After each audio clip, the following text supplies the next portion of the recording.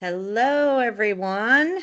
How are you doing on this Thursday midday? Super excited to have you joining us. Thank you so very much. We're going to just give a few seconds for people to gather for our session today. Ravi, thank you so much for being the guest today and talking about this super fun, I think, super fun topic. I have a feeling you kind of like this topic too. So, you doing good today? Yes, doing awesome. Thank you. Awesome. So, Well, very nice. Well, we're going to just give folks a few more seconds, but super excited to jump into this. We're going to jump right in here in a moment. And Ravi, again, thank you so much for taking your time today. You have a vast amount of experience in the space and IT and all of the above. And so super excited for your viewpoints as we go through this. Let's jump right in. We definitely welcome your questions, so please put those in the chat or in the Q&A. And if it makes sense as we're talking, we'll pick those up. But yeah, we definitely want your questions. The agenda you saw when you registered, so I'm not going to read all that to you. We are just going to jump right into this thing. So today we're talking about multi-framework compliance. Oh my, that's a lot of big words. The reality is companies are getting pounded, not with just one framework, two frameworks. We have clients that are 5 and 10 and 15 frameworks, and not a week goes by that I don't get asked, hey, do you know about this thing? Or what about this thing? Or how does this look to add this? And it's almost like overload out there. Ravi, has that been your experience, especially as being CIO and other roles? yep, this is very common. And when, I mean, it's my entry or introduction into this was when I was in banking world, and we It's were definitely doing, there. we were doing, we were dealing with a lot of like Fed requirements, Yeah. and I remember when we will get some our transformation objectives, and it was like hitting, oh, this is GLBA, and then this is CCPA, or this is like TCPA. I mean, you will get overloaded with these many Very much so. abbreviation, and everything comes with its own risk and controls. But here's the funny thing: almost everything is pointing to the controls, which are pointing to the objectives, which are very similar. Yep. So I used to think, even like I'm talking 10, 12 years back when I first got introduced into it, like why Yeah. we have to redo this again and again and again and Oh, again, so when true. every control, every framework is pointing and asking for the same thing. They It really it kind of are. seems like an organized organized business that everyone who thinks of it feels like there is someone sitting out there and thinks of hey, this is my standard set of 100, let me label it with a framework and Yep. pass it down, and some industry picks it up, and then it becomes a norm for somebody else, and that's how you get into this fragmented state of like just the logos that you have on the slide. It's Yep. way too many, and there are many more. Oh, and there are many, many more. I love that you're bringing this up. Thank you so much. This is going to be a really fun dialogue. But you're right. It's almost like they're copies of each other. They're similar, but not the same. And so it just creates all this inefficiency and this noise. And so I'm going to do a little bait and switch a little bit. I know everybody listening Sure. is like, oh, yeah, how do I deal with all these multi frameworks? Well, here's the reality. Frameworks exist because you just said it, Ravi. Somebody or some group of folks decided, hey, this set of controls are the most important controls. And so this is going to be our framework or this is going to be our regulatory. And why are they doing that? Because risk. Because let's face it, as cybersecurity practitioners, our job is to mitigate risk. Hard stop. Compliance is a mechanism that's supposed to drive us there. And so, yes, the problem is multi frameworks, the pain, the inefficiency of that. We can't avoid it, and the disparity and the overlaps of all of that. But the reality is the answer to the question is if we shift our mindset into what we're really doing here, which is identifying and mitigating risk, and we're leveraging compliance to do that, that is a much healthier way to approach this. So I love that you brought that up. Thank you. There's my big thing right from the beginning. So let's take a little bit of a step back and let's talk about where compliance sits. It's GRC, right? That's the big acronym. Governance, risk, compliance. So governance, that sets the rules of the game. Companies love to skip over governance. We don't want to talk about governance. The poor little lost G. And then risk, that really is what we're doing, is identifying and mitigating risk. Compliance is a mechanism for our customers and to validate what we should already be doing, but it's definitely at the end of the chain. It's not at the beginning. What are your thoughts on that? I bet you have some very specific thoughts on that, Robbie. No, my specific thought is that it is all just reverse order. It's I mean, upside if you down. if you Yep. if you would have asked me, I mean, being in technology for 20 plus years, been with banking and finance industry, been a CIO in a healthcare company, built something from scratch, like in a startup from where none of this existed, to Yeah. being a high trust compliant within like 3 4 years. This is something that we set up a natural tone to it. This is a practice that got a little bit of a traditional telling on it, that hey, governance, risk, compliance, this is the way to think. I think there is a huge need for industry to recognize that we need to start thinking in a little bit of a reverse way. If you Yep. are doing compliance thing, this is actually the right way of doing the business. If you start thinking compliance first, you actually will set up your shop in a much more efficient and in Yeah. an in an ordered way, right? Like you will not end up like imagine you are trying to walk from point A to point B. One, I give you a map, and two, I don't give you a map. If I don't give you a map, you will go from point A to point B, like go left, go right, stumble into Right. like 15 different things. Yep. Why won't you use a map? If I gave you a map, why Yep. won't you use it? So I think we are at a point in 2025 where compliance can be actually considered as a very good roadmap, a very good layout blueprint to Yep. how to operate your technology business in the right way. And you will organically get a lot of different efficient outcomes. And one of them is you will set up your shop right. So Yeah. again, I Love I it. don't have any as such any as such issue with the framework of governance, risk, and compliance. Risk obviously is the most important thing. The problem with risk way of thinking is nobody starts thinking there, right? Like it's a very theoretical You notion. don't. I would Yep. I would rather just say start with, hey, can I use compliance strategy as my roadmap, as my blueprint to establish my shop in the right way, which Yep. automatically takes care of a lot of risk mitigations. And Yep. then you will start unearthing some more nuances. Yeah, I love what you're saying. Compliance is at the end. It's not what should drive it. Risk is what should drive it. But I love the nuance that you're putting on that. We should be compliance minded from the beginning, and we shouldn't be making up our own maps of how to get there. We don't need to Correct. do that. You mentioned 10, 12 years ago. In today's time, we don't need to like make this stuff up from scratch. However, it is still very much upside down in the world because, customer pressure for compliance is huge. Resources and budget allocation is minimal within companies. And it's just like, go do it, go do it, go do it. And it all becomes about passing audits. And that's part of why I'm so excited to have this conversation with you today, Ravi, because while passing audits is important, I get it because we need to give that assurance to our customers, but our customers actually aren't asking us, hey, did you pass this audit? They want to see that because they want to know you're being a good steward of your business Yeah, and you're they're just doing the looking right at if things. they are just looking at if you are running an honest and well governed Yes, and well established business. When you correct, say that my data is protected, you are protecting it in the right way. When you say that only the right correct. people have the right access, how would you validate that?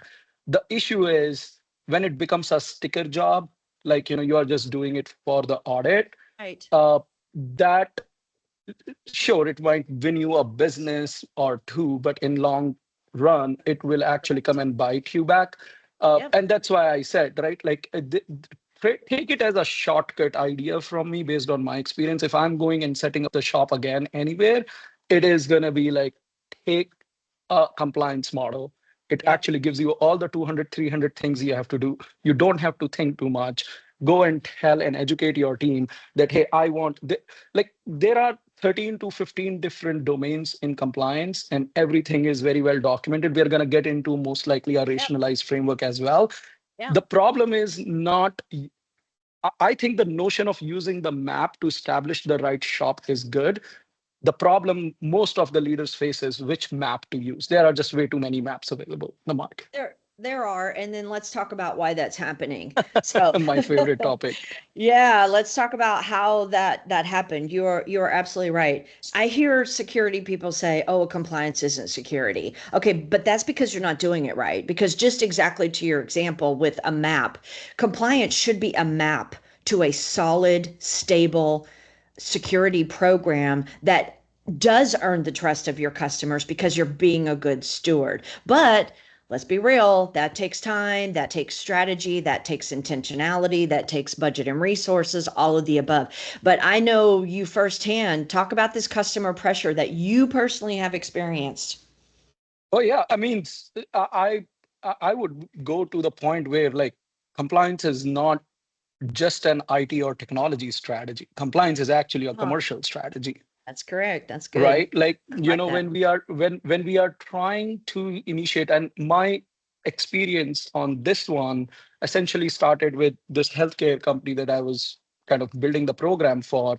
Yeah. And we will, because you are in a build mindset, you are trying to look at your databases, you're trying to look at your application tier, you're trying to build interfaces. Obviously natural processes to forget about any compliance work. Your developers are doing whatever they need to do, your DBAs are doing whatever they need to do, Sure. and suddenly now comes the point where you have to sell the product or your offering. And Yep. as soon as you go to sell the offering, your chief commercial officer or your chief revenue officer will go and make the deal. They do the pitches. They everybody likes everything. But guess Hmm. where it all gets stuck? In the contract signature process. Yep. Every customer who's looking for your services is going to have a procurement process, is going to have a diligence process, and they're going to ask like 50,000 questions. Send us your data flows, send At us your least. network maps, send us your like IAM Yeah. strategy, your security program, all these things. And that's what hit me hard, right? Like, when I was doing it the first time, I was like, okay, one customer sent a big sheet, you put your effort, and I was personally filling those questions answers and sending it back. Yep. Guess what happened with the next customer? There is a whole different 300 list of questions, and it's the same Yep. questions just asked in a very different way.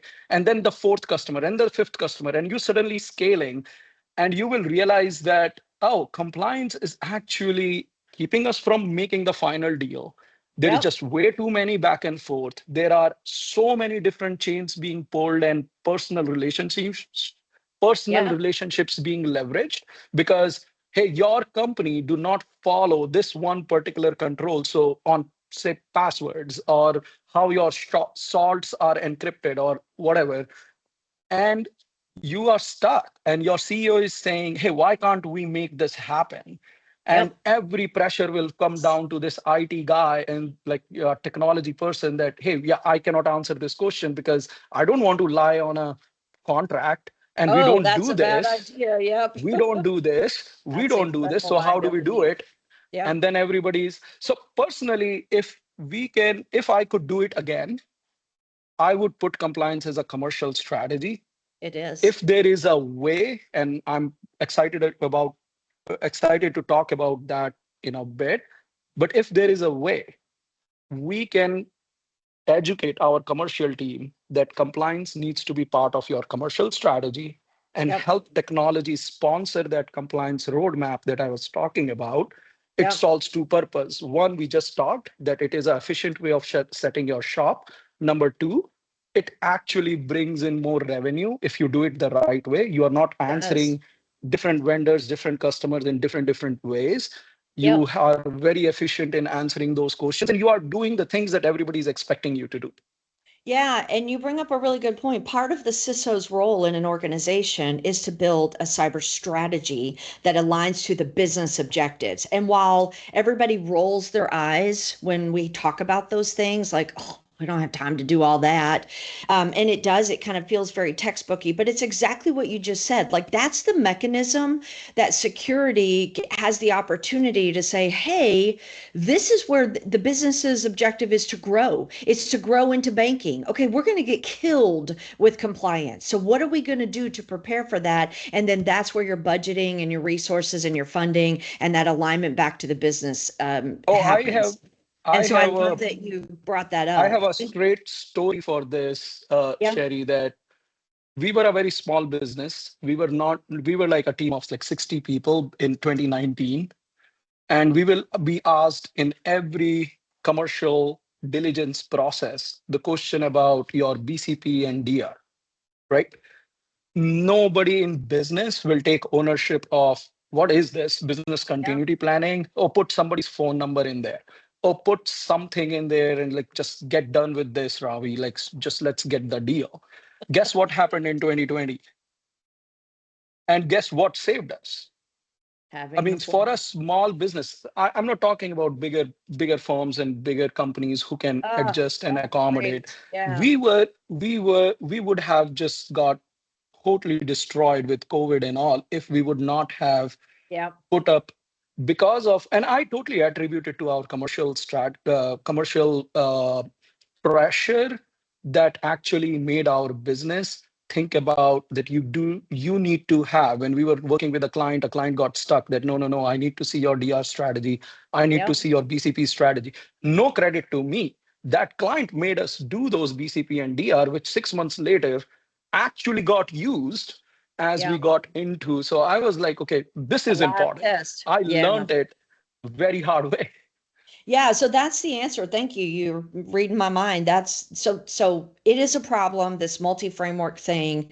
It needs to have a strategy. Customer pressure is not going away.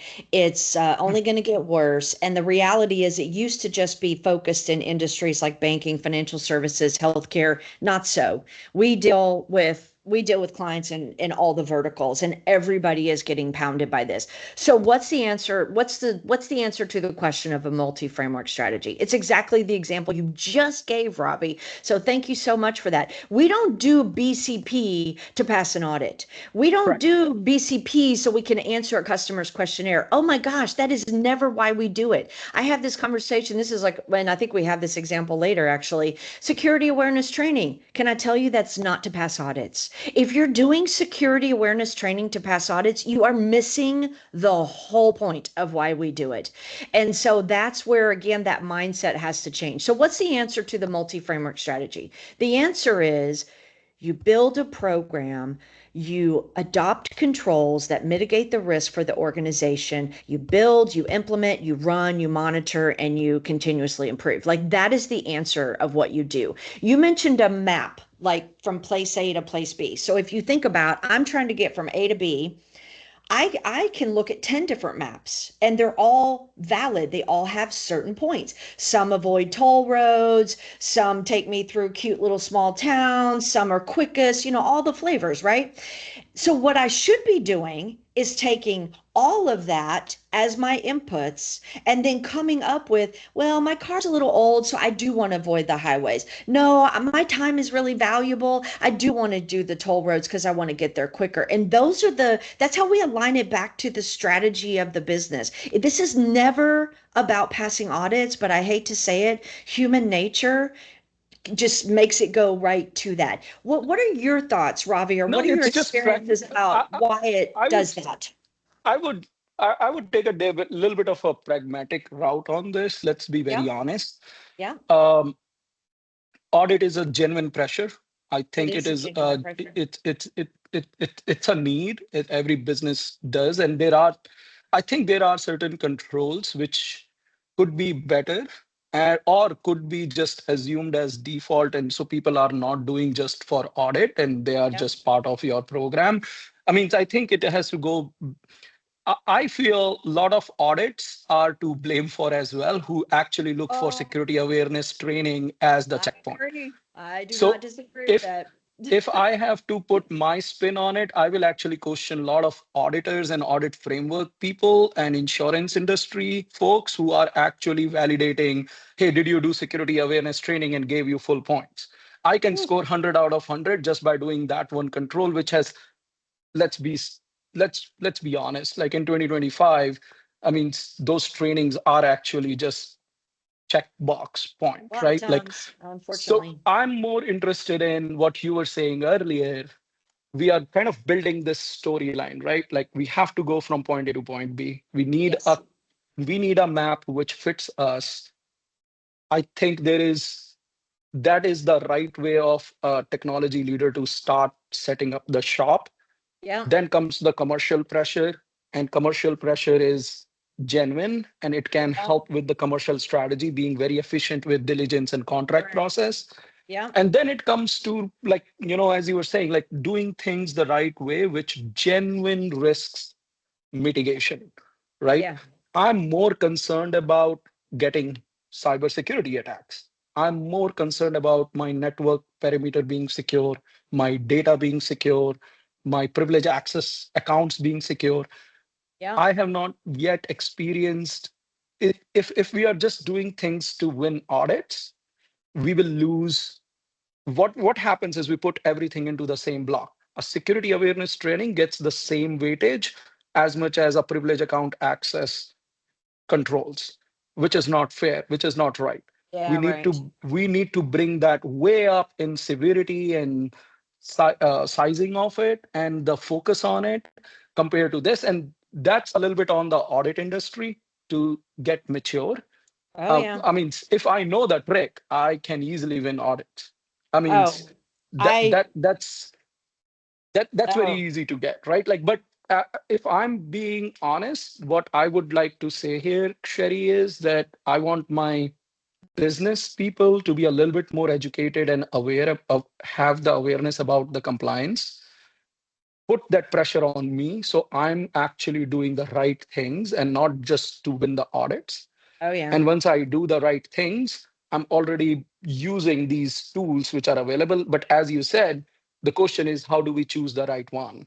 Yeah. Uh, if I remember back in the day when there were multi frameworks, but there was no rationalization strategy, Yeah. it was very process and people intensive. A lot of effort went into creating those sheets that, hey, there are 6 frameworks which affect my business. Let's create one program Yep. which cross Like checks swap. every Yeah. control and all. I mean, that was like a 6 month process to Not our anymore.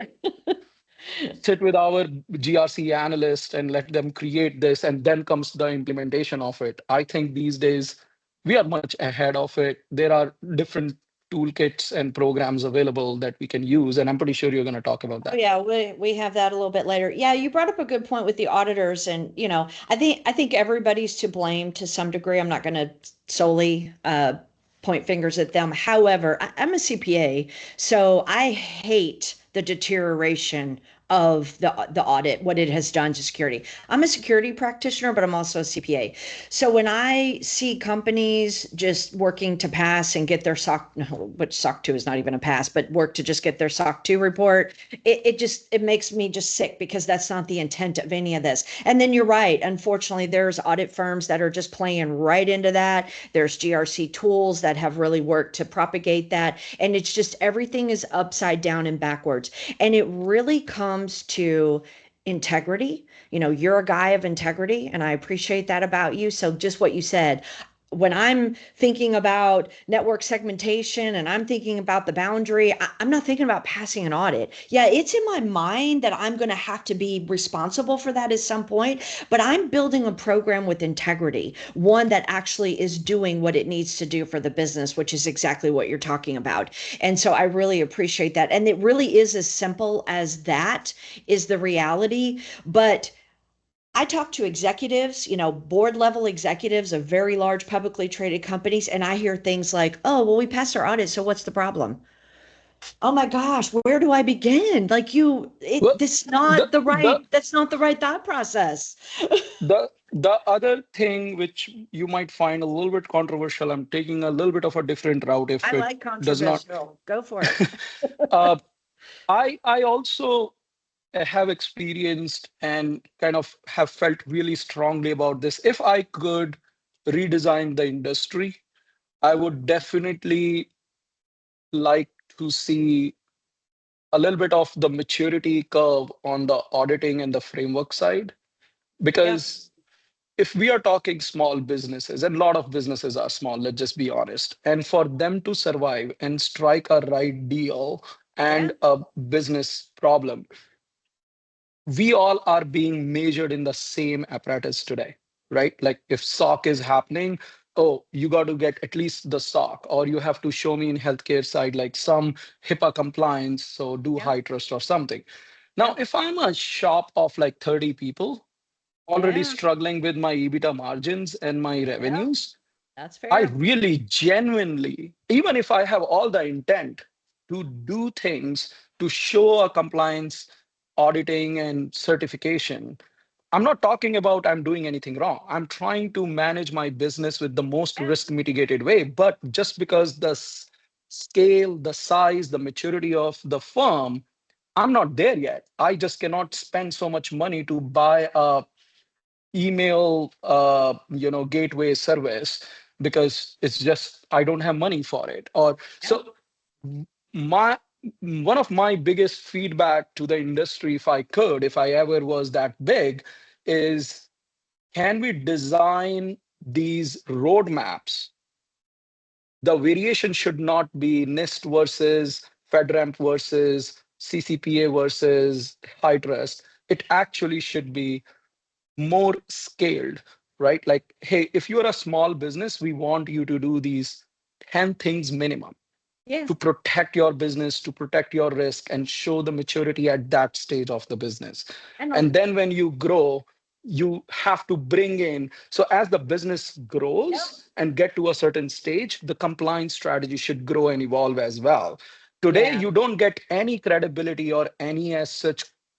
I mean, unless and until you personally know the both side and then you can just wing it. I mean, that also happens all the time. Like, hey, yeah, we are not worried about this because I know the security guy on the other side and the other side has a trust on me. So then suddenly audit doesn't matter. I'm like, can't we put that into a true framework or a true control strategy that, hey, Yeah. at the early stages, we want you to be compliance at that level one maturity curve, then go to level two, then go to like It, yeah. And a lot it of the just doesn't info. happen today. Yeah, so funny enough, a lot of the frameworks do actually have that. ISO in particular is geared to be available for any size company. SOC 2 is actually a non-prescriptive framework, and so it's supposed to be designed for the company. And so there is some of that room in there. However, what is But happening? Well, not a lot of people know it.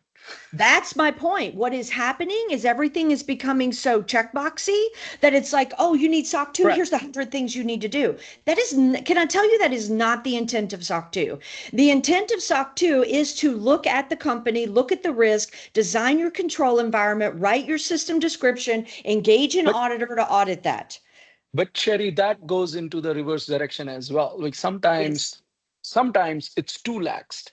So the fragmentation of this having a standard is just gone, right? Like some SOC, I have read SOC of small companies, which is just a joke, right? Oh, Like it can I go see into them other all the time. both the ways. Sometimes And not just smaller, small companies, Ravi. No, no.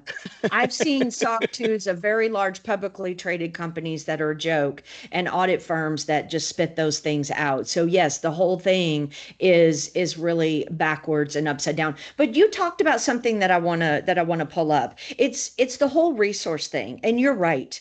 Everything we do is a balance. Like there's no concept of 100% risk mitigation. Like I'll hear people say that, oh yeah, and that way we eliminate our risk. It doesn't happen. Like it's not possible. You can't eliminate it down to nothing unless you just aren't in business anymore. Just go away and do something different. That's the only way you can get rid of it. So everything we do is a balance. It's all about moving the needle of maturity. It's all about reducing the risk over time. It's all about continuously improving. So it's like these iterations and these cycles. And so So budget is one of those, exactly to your point. Budget starts off here and then it should continually grow and expand as the business grows and expands, as the people leading the business understand the value of that. And that really again is quite frankly the CISO's role, if that role even exists within the organization, if you're talking about small companies, to then to start to socialize that where people aren't operating in that ignorance, but they really understand. But then you have to balance all of that with what you already talked about. Hey, here's my 50,000 questionnaire, and here's my this, and do you have this, and do you have this? And people are just getting like all this stuff thrown at them, which just has created all this chaos. Yep. And as we have established so far, right? Like you have multi-variable problem here that you are in a pressure of budget, resource capacity issues. No matter what your size is, you always have that, right? Always correct. Always have that. Never enough time, Then never enough money, never enough people, ever. then you are looking at compliance not getting the front seat Yep. almost from a business driver point of view, unless it's a commercial strategy or it is a Yeah. federated strategy. When I say federated means like you are into a trouble with some state or some government or some law, and so unless until something happens, Yeah. people are not putting compliance in front. Or lose Then significant revenue, then that's what we see that a lot as well. Or significant revenue is in jeopardy. Like CMMC, companies are facing large portions of revenue being in jeopardy. So suddenly it becomes much more important. right. And then comes the third vector of, okay, now let's say I organize some budget, I have some people allocated, I got either commercial pressure or federal pressure. Now the question comes is, okay, am I just doing it to win the audit and call it a day, or I'm truly doing something good for the business? Yep. Let's say we establish that as well. Then Yep. comes the problem of, oh, which one to actually go and use, right? Yep. What should be my roadmap? Now I have established all the motivations, all the drivers, but I still do not have a very clean picture of, am I doing it, as you said, SOC, which is self-accreditation, and like you can just write it down, and sometimes you are too lax, sometimes you are too rigid, or I should do ISO 2, which has a little bit of variable tiers, but nothing tells me as a smaller healthcare company how it is different for a smaller banking company versus a big Yep. global giant. Actually, we didn't talk about this. The other side, which I have experienced, is when you are in a global business, like your huge global size business, Yep. every country has a different mandate. Like Oh, what yeah. It's regional. Yep. GDPR is very different, and European laws and Asian laws are very different. I mean, Yep. that creates a very different level of fragmentation for CISOs and the compliance teams. And I think there is another piece which comes in. So there is a maturity of the company, the scope and size of the global size of the company, just way too many numbers of framework. And then you come into this equation of which people mostly, and I think you touched base in the beginning, they think compliance is just about cyber. Yep. Like, somehow you will do some of these compliance thing. Hey, do we do this compliance? How can we get hacked? I mean, okay, two different things. So you're talking about a cyber strategy, which is all about protecting your network data access. Yep. Compliance is way beyond these three things. Yes, these three things are part of it, but it is Correct. also about your how you do your application development, how Yep. you push code into How you production, educate your how people, all how of the you above. educate your Yes. people, Yeah. how do you manage access just beyond privileged accounts, a business account, and all those things. So I think that's the layer. Once you establish your motivations, still the problem remains that people do not know how to kind of organize and deal with it, and that's Yeah. that's that's what I faced. Yeah, no, exactly. And so a lot of the clients we deal with, you already mentioned it, they'll have, oh, random security head. You've got extra time, right? You're not overworked with 200% and 300% allocation already, right? So here you can just do this too. And so it just gets added and lumped on. And so what you're talking about, of course, is an organizational wide strategy. It's not just, oh, random security guy, well, he can just do SOC 2 over the weekend, right? That's easy. No, it doesn't work that way. This is a discipline. This is a practice. And as we have on the screen there, when you turn it around the proper way, and now you're using these maps to go on this journey of ultimately reducing the risk, you get so much more value out of these things. But I love what you said in that it still has to be a strategic effort. There still has to be someone assigned to it. They have to actually know what they're doing. We see a lot of that where, oh, here, just read this thing and just do this thing. We see that a lot with CMMC. They'll go and read the CMMC guidance, and then they'll come to us and we look at it and we're like, this is not what this means. Like, you've written something that's about something entirely different. This is not the expectation. And so we have to realize, just what you were saying, this is a revenue driver of the organization, and it needs to be part of that overall strategy. What are your thoughts about when it gets switched to the proper way? How does that really transform the organization?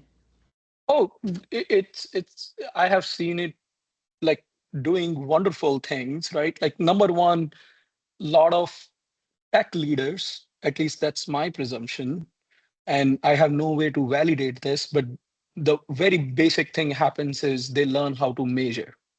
Yeah. Ooh, I that's a I good one. think it's a I think it's a very missed. I lot of people know how to code. A lot of people know how to ship product and get things into production and all, but Yeah. they do not know. They struggle with the definition of KPIs, definition of Yeah, that's measurements, definition so of good. baseline. Yep. I think the very first thing that happens as a transformation is to the leader itself is, oh, I now understand how I can measure myself, how I Correct. can create reports and results which are quantitatively evidentiary that, hey, yes, this is the change we did. That's Yeah, a that's huge. in a hindsight, you can just take it as a cliche thing, but I have seen it being a transformation for the business when as a leader I could go back and tell my board or tell my CEO that, hey, look, this is where we were, and Yep. now 6 months later or a year later, this is now where we are, because Yep. that speaks a very different language. It And does. so that's number one. I mean, obviously you get risk mitigation a lot. I mean, we, as I gave you the COVID example, I mean, we saw hands down BCP and DR in place. You get commercial results faster. I think the other fourth thing that I have seen Wait a minute. happening is, I want to comment on so what you're saying, because there is a lot of work that goes into this. And so you're right. Even High Trust, for example, they the R2 one, they measure based on policy, procedure, and evidence of implementation. But the metrics portion, the monitoring and the measuring and improving, that's like optional. And that's so optional. even, yes, so even in, and it's like, oh yeah, don't worry about that. You can still pass without any of that. And so I tell people who, are doing this work, we work with a lot of like CISOs and people in security. And so there's a lot of work to this. And if you're not doing what you just said, you're not getting any credit. Like, you should get the credit for all the work that goes into But running this stuff. And that's how you communicate it back up to your executive leadership team and all of that. And then the metrics, you're right. How do you know if it's working if you're not monitoring? and and I was at a thing the other night where they were talking about FedRAMP, and then the guy was talking about how important it is that, oh, you have to actually like monitor this stuff with FedRAMP, and oh, that's hard for people. And in my mind, I'm like, we should be monitoring this stuff anyway. Like, this is not a FedRAMP thing. I think if you scope it right, I think the Yes. problem is with the scoping. Sometimes people try to do way too much when they can be very selective and do monitor and measure the things which actually impact your Correct. business. There, nobody has And time to then, measure everything. Yes. right, so you scope it right, it is doable. Correct. I totally Actually, agree. what you said something about high trust that is that is so hilarious because I felt it like, and that's why I made the initial comment when I made it. I was just trying to shy away from saying this, that it almost feels like an organized business because everybody wants to make money. And a lot of these audit certification companies are just selling their logos. And it's unfortunate, right? Like, because it didn't make sense. When I was going through that journey, it took us a year to implement. and we could score like 72, 73% just by writing, literally putting Yep. documents, policy procedure, and some Yep. evidence of doing things, and no question asked on like, are we really, can you I show me know. the numbers? Can you show me the KPIs? Because that was Exactly. optional. And I was like, so Exactly. essentially, you're asking me to pay for your logo to stamp it on my website after like a year. And there is a whole facade of like, we are going through a rigor and we are very high quality audit. I mean, Yeah. that's just a, I'm not It going to go on this rant, but this is a understated problem in the industry. Oh, I totally agree. It is. And high trust in particular is extremely expensive for a company when you were talking earlier about expense. We They paid a have lot. Yeah, they have, put out some other frameworks to try to be responsive to that. But yes, however, here's what I will say. The intentionality of the frameworks is to do the right thing. People don't make these frameworks, or groups of people don't make these frameworks with the idea that people are going to shortchange and take the easy path out. It's just not the intent. It all again comes back to integrity of how you do this. And I love to keep my little buttons here. It's like everybody is, I don't know if you heard that that was easy, but Yeah, easy. everybody that everybody's like so fixated on that that then they miss like, why are we even doing all of this stuff? And I get there's real pressure of why that happens, and we've talked about that. But I kind of equate it to this, like if I'm taking a class, a history class, and I want to learn history, even if I get a copy of the test with all the answers, I'm here to learn history. So, as a cybersecurity practitioner, we should be here to protect our businesses and be good stewards within the constraints that we have. We should not be, oh, I'm just trying to pass the test. And then executives should never, ever say things like, oh, well, we passed our audit, so we're totally secure, right? Oh, executive, no, this is not the right mindset. It goes back to your metrics, your KPIs. That's how you know your program is functioning well. An audit is going to inspect this much of what's going on, or this much, but not everything. That's just not realistic. And An audit is just to come in and spot check effectively. Running your program with your KPIs that have been very well designed for your business, that's what shows you things are working well. that's where your leadership comes in, right? Like you as Yep. a leader who is trying to do the right integral thing for the company, Yeah. you should focus on doing it the right way, measuring and monitoring it the right way. Obviously, a lot of resources and a lot of scoping and a lot of budget goes in. Sometimes It it is does. very hard to convince the CFOs and the board and the CEOs for it. But that's where you stand your ground and you try to work with them. You negotiate, you compromise on certain things, you put it in a roadmap, you phase it out. There are a lot of tricks that you place. Uh, I'm gonna say one thing which is a little bit ahead of. I think it is a little bit ahead of time. That this is my prediction, with Oh, a yeah. Love it. lot of advances coming on the software technology side with AI Yep. and stuff, where Yep.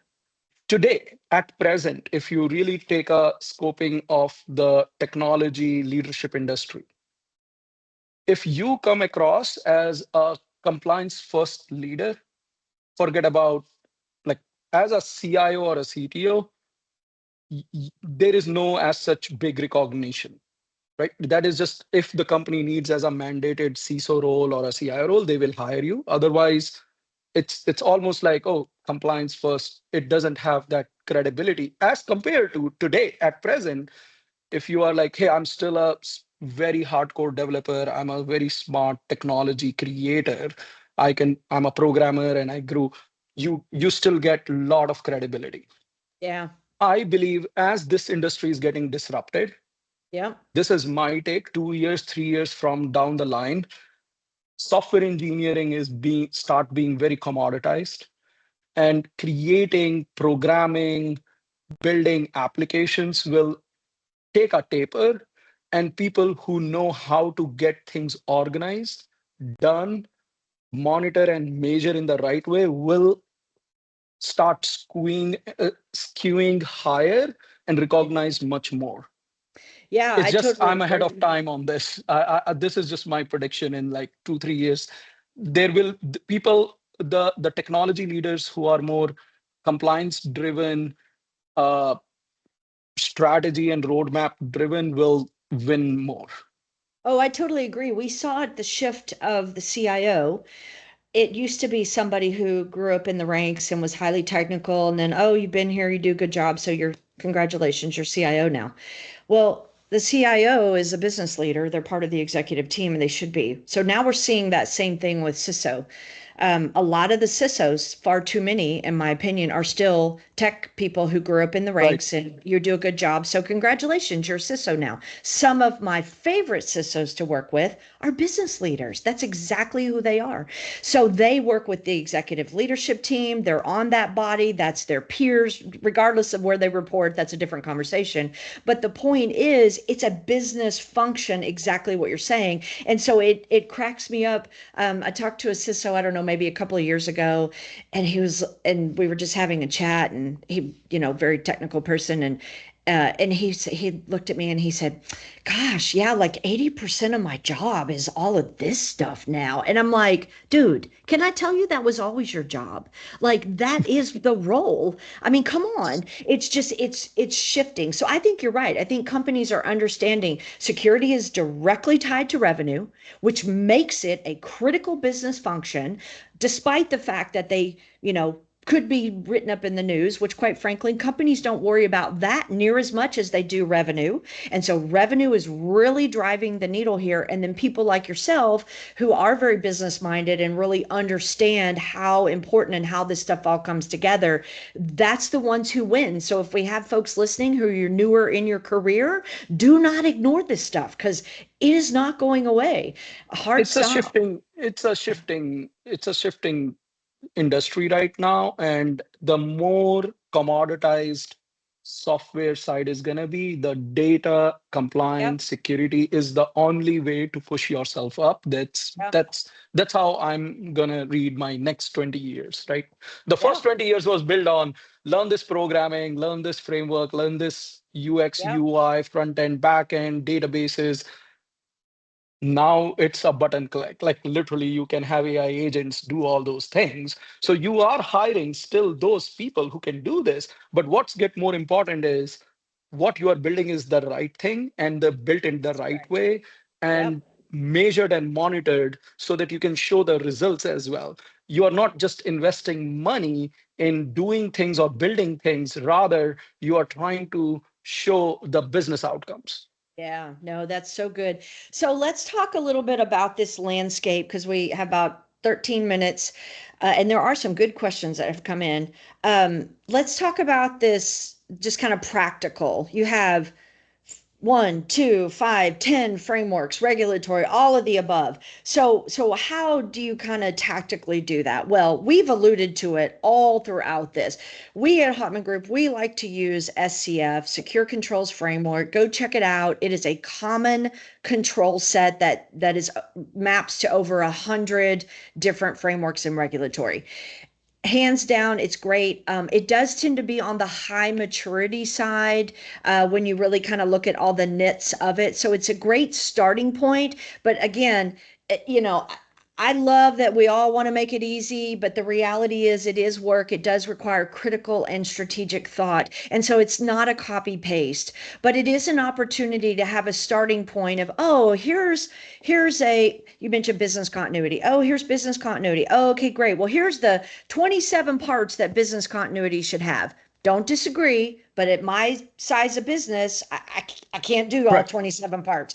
But hey, here's the most important things, these 3 items. So I'm going to pull these 3 items. And then that's that control adoption process where you pull that in and you go, oh, okay, great. Now I've satisfied SOC 2 and maybe ISO. And then next thing you know, you're being asked for some other framework and you look at that and you're like, ooh, now I need these 3 things aren't good enough. Now I need 4 more things. Okay, well, you enhance your program and you start layering these things on. This is the right way to do this. This takes time and intentionality, which is kind of hard when we're running like, mad people to try to satisfy customers and this stuff we're just trying to knee jerk and get stuff done. But at some point, companies need to take a step back and go, time out. I need to anchor my control environment in something that then satisfies many. And then let's not forget controls are in place to mitigate risk. So it still needs to tie back to the risk posture of the company. What are your thoughts there, Ravi? No, I, my more experience, a straight hands-on experience on this, and I'm gonna share like two or three kind of takeaways here, which are key. Yeah. One, I did not work directly with SCF when I was doing this, but my first experience with a rationalized uh, framework was with High Trust, and that's credit to those guys. I Yeah, mean, they have done a good job with their exactly. Yep. um, Common Controls Framework, CCF, or that's what they call it, CSF, Yep. um, which was like very well designed, 19 domains, and then It's 13 just are a critical. it's just a licensed framework, which means it Right. has a lot of costs We paid associated for to it. it. Yeah, Yep. yeah, yeah. But I was at least very well able to align that, okay, this makes sense that I'm actually following the controls, not the frameworks. And once I follow the control, these many frameworks get answered automatically. That's so definitely I can vouch for having SCF, UCF, it works. And that's almost what we built so far, right? Once you established your Yep. motivations and once you have established your drivers, then the question comes which one to choose. Choose one which is rationalized controls. Don't choose Yep. framework. You can Yeah. then start mapping to your framework based on your maturity, as you said. Great. So Correct. that's one takeaway. And The the second, GRC tools will help you do that if you pick the right tool. There's a lot of right. that as well. Yep.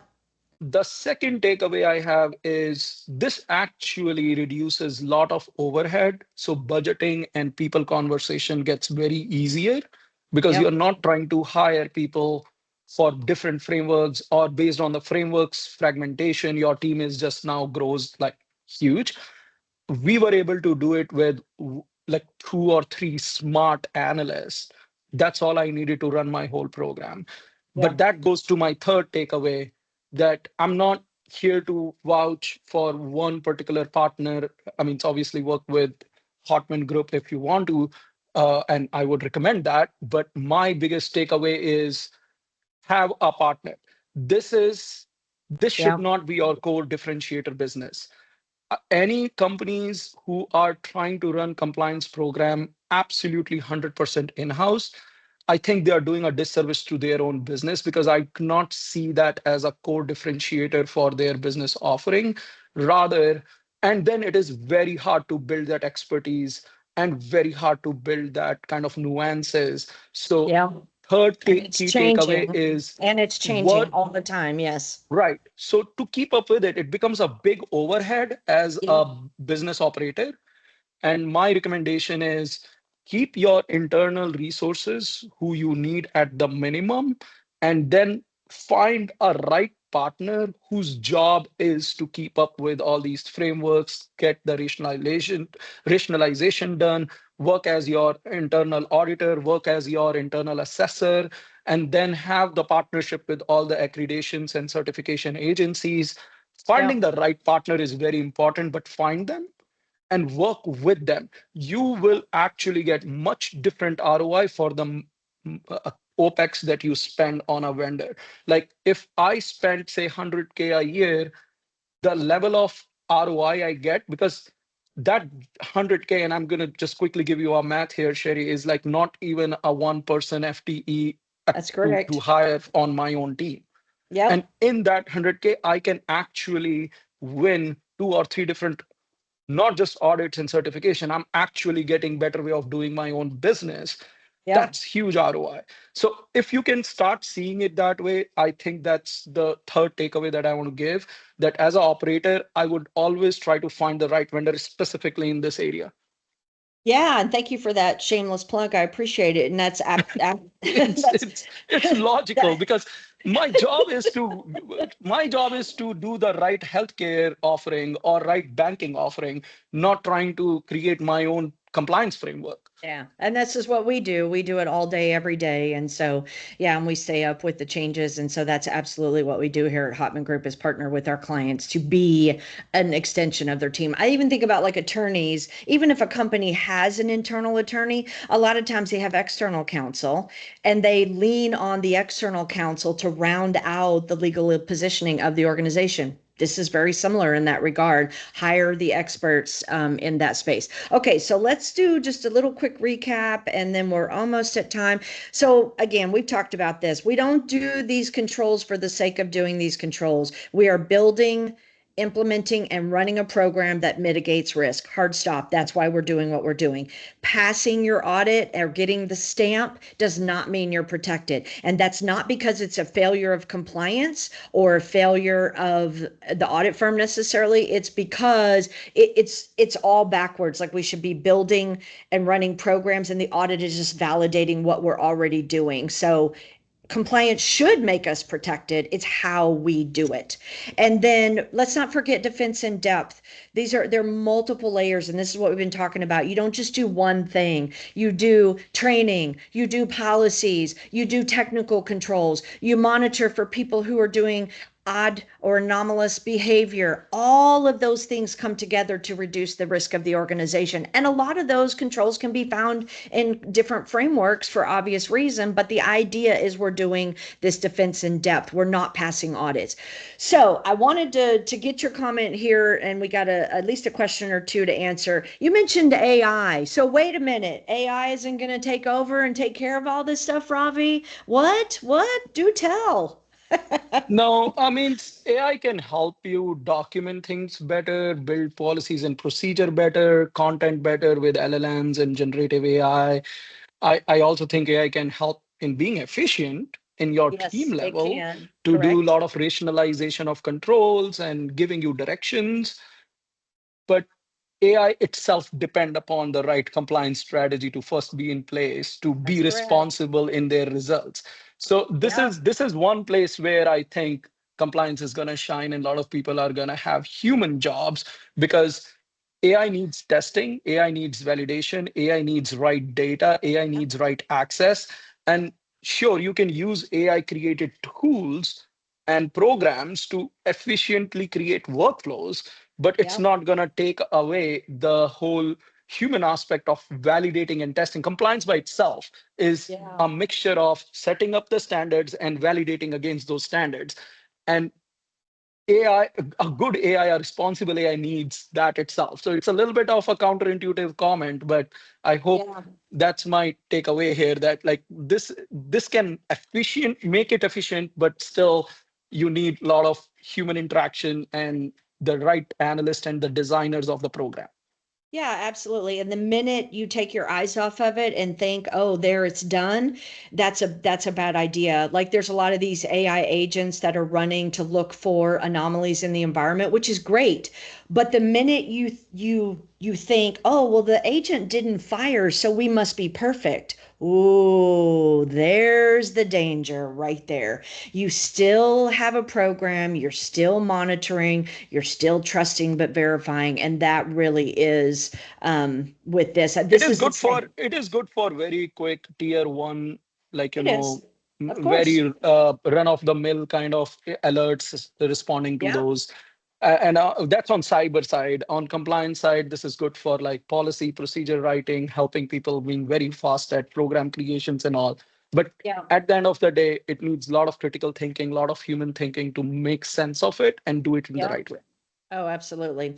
So we just have a couple of minutes. You mentioned KPIs earlier, and somebody asked what specific KPIs can we use to show leadership that we're maturing beyond just passing audits? And since you've lived this, can you share some of the KPIs Yeah, that were important to you? that's a great question, and I'm gonna keep it short, but we can connect later, and I can Yeah, give you a please. whole design of it. Um, Perfect. Thank you. uh, so basically, what we did is we actually used our SOC, and literally every control statement that we wrote in our SOC booklet or Suck like two. kind of Yeah. SOC 2 document. Yep. We have to map them to a control number.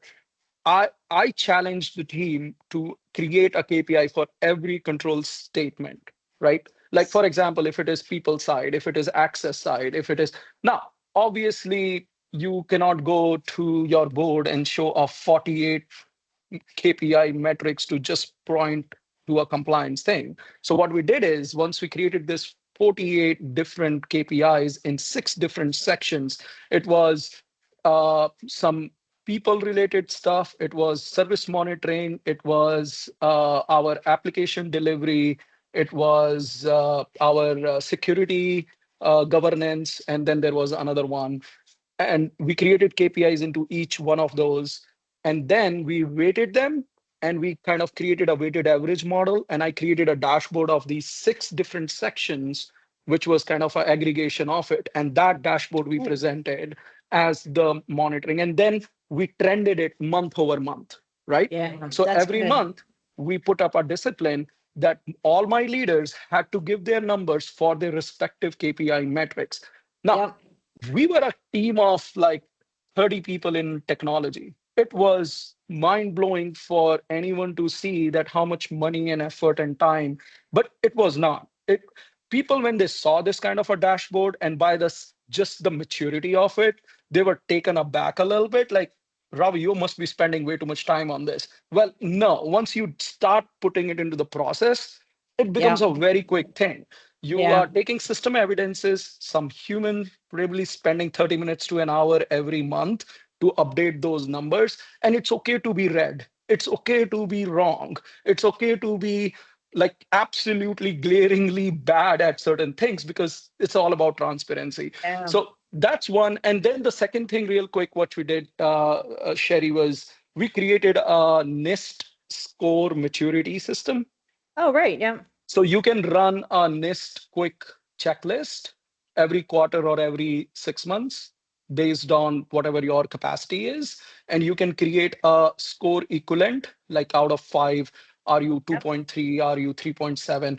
And we created a goal for ourselves every year that we're going to improve this by 20%. So 2.3, 20% adds up like 2.7. So if Great. I'm tracking to it, that's these are just basic logical thing that we did.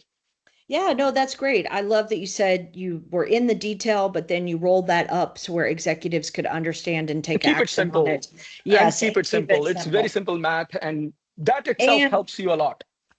part of your process ongoing. So thank you so much. Here at Hotman Group, if you have questions about your GRC program, please reach out to us. We do complimentary GRC health checks on your program, a lot of the stuff that we talked about here today. So we'd love to hear from you. Please connect on LinkedIn with myself. I'm sure Ravi would echo the same. We have more webinars coming up. Looks like in August, we have another one of these sessions. So please sign up for that. But Ravi, thank you so much for your time today Thank and you, all Sherry. of your incredible insight. Really appreciate that. Thank you, everyone, for listening and have a wonderful day.